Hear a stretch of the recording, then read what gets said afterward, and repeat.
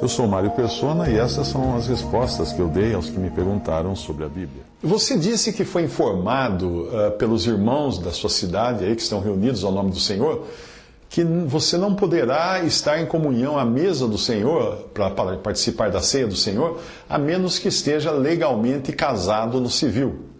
Isso então lhe causou estranheza, porque você vive há anos com a sua companheira, com quem tem filhos, e tem também um contrato de união estável.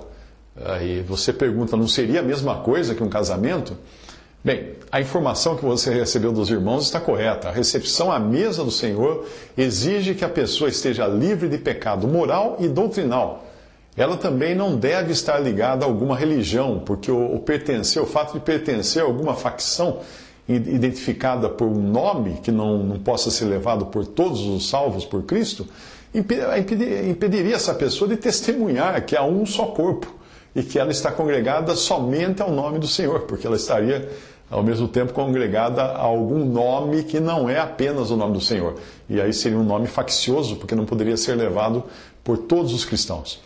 A questão do pecado moral inclui as situações em que as pessoas vivem juntas sem serem casadas, independente de terem ou não um contrato de união estável, ou de aparentarem serem um casal como outros qualquer. Não tem nada disso. Não é considerada casada aquela pessoa que a legislação diz que não é casada. Só aquelas que a legislação brasileira diz que são casadas é que são casadas. Isso não ocorre numa união estável, porque os dois continuam com o estado civil de solteiros. Talvez você não soubesse disso. A união estável foi criada para garantir os direitos de duas pessoas, como acontece num contrato de sociedade. Portanto, não é um casamento, e sim um contrato particular lavrado num cartório de notas e não num cartório civil, de registro civil. Tanto é que não é considerado casamento pela legislação, que o casamento civil continuou existindo. Não foi abolido o casamento civil. E numa união estável, as partes são chamadas de parceiros, não de cônjuges. Alguém até contou que quando foi indagada num cartório sobre o seu estado civil e ela respondeu casada em união estável, o funcionário do cartório comentou, não, então você é solteira. Apesar de continuar sendo Deus quem une, e não um padre ou pastor, ao contrário do que a maioria das pessoas pensa, no nosso país, o juiz de paz recebeu de Deus autoridade para realizar essa união perante os homens. E Deus reconhece esse casamento porque delegou à autoridade civil esse poder de casar duas pessoas. Por isso, a certidão de casamento civil é uma certidão pública. Talvez você alegue que uma certidão de união estável também é pública, mas, como eu já disse, ela é registrada num cartório de notas e não tem poder de alterar a condição civil de duas pessoas. Além disso, o fato de duas pessoas que moram juntas manterem regularmente relações sexuais há anos, ou até mesmo terem filhos, não as torna marido e mulher. Pois a questão que surge é a seguinte: a partir de que momento o sexo que era casual se tornou algo permanente, como o sexo no casamento? E se aconteceu, então, quem foram as testemunhas que estavam lá nessa hora? A pergunta parece absurda, não é?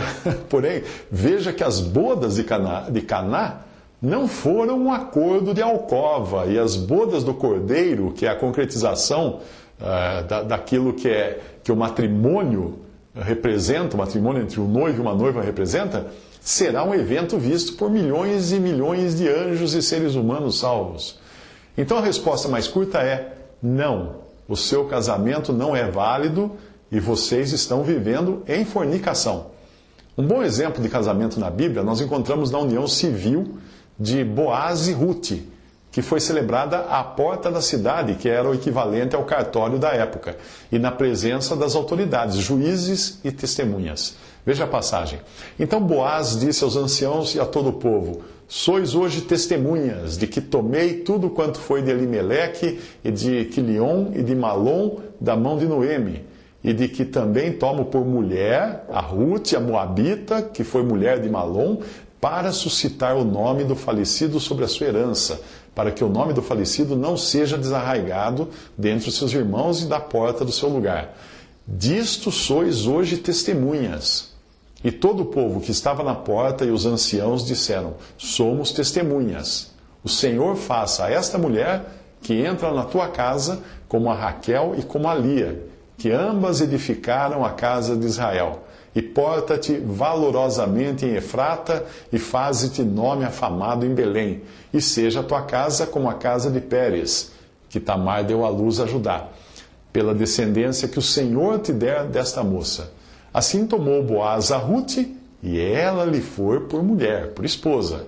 E ele a possuiu, e o Senhor lhe fez conceber, e deu à luz um filho. Rute 4, de 9 a 13.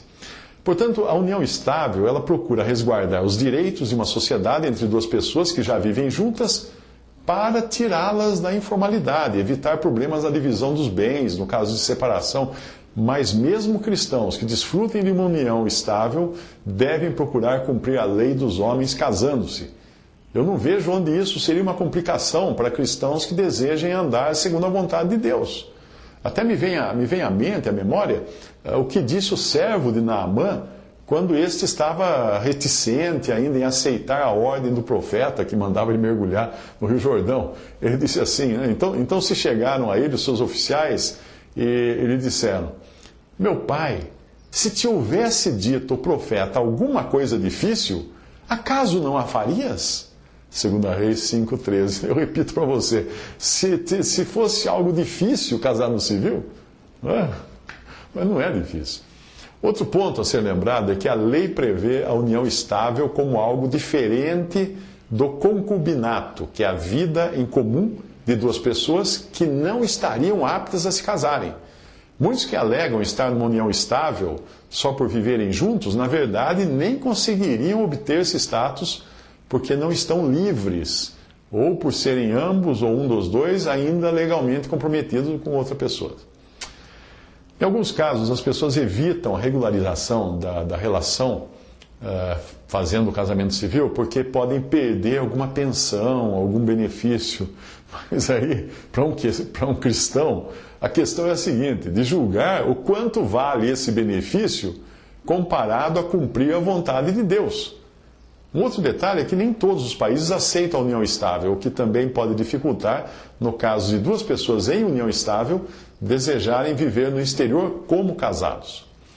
Bem, o melhor mesmo seria você consultar um advogado que poderia falar com maior propriedade sobre o assunto, já que eu não tenho autoridade ou capacidade para isso. Eu me limitei a passar informações genéricas que podem ser encontradas nos sites, na internet, na legislação, no direito, além de explicar os requisitos bíblicos para se estar em comunhão à mesa do Senhor para poder participar da ceia do Senhor. Visite respondi.com.br. Visite 3minutos.net.